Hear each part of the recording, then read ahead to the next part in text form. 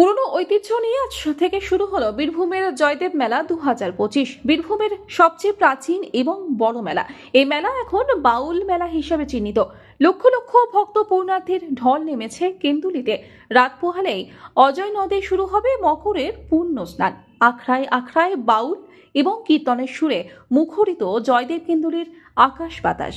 উল্লেখ্য, বৈষ্ণব কবি জয়দেব গোস্বামীর তিরোধান দিবস উপলক্ষে অজয় নদীর কূলে বসেছে এই মেলা।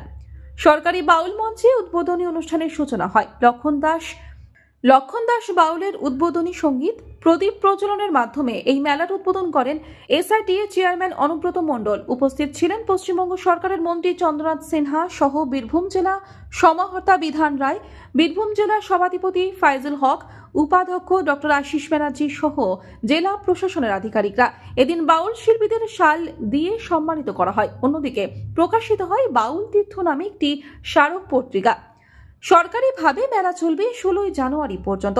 মেলা দর্শনার্থীদের জন্য অস্থায়ী শৌচাগার, পানীয় জলের ব্যবস্থার পাশাপাশি বাড়ানো হয়েছে নিরাপত্তা। লাগানো হয়েছে ওয়াচ টাওয়ার, সিসিটিভি ক্যামেরা। অজয়ের তীর জুড়ে মেলা বসলেও হাজার হাজার ভক্ত পূর্ণার্থীর ঢল নেমেছে জয়দেব স্মৃতি বিজড়িত রাধা বিনোদের মন্দিরে, যা এখন জয়দেব মন্দির নামে খ্যাত। আজ থেকে 342 বছর পূর্বে 1683 খ্রিস্টাব্দে বর্ধমানের মহারাজ কীর্তিচাঁদ বাহাদুর বর্তমানে এই মন্দিরটি নির্মাণ করেন। বর্তমানে এখন বীরভূমের জয়দেব কেন্দুলিতে যা অবস্থিত। সভাধিপতি বীরভূম জেলা পরিষদ বরণ করে নেওয়া হচ্ছে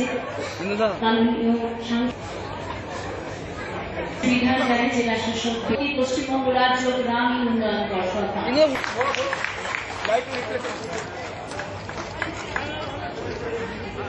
এরপর আমরা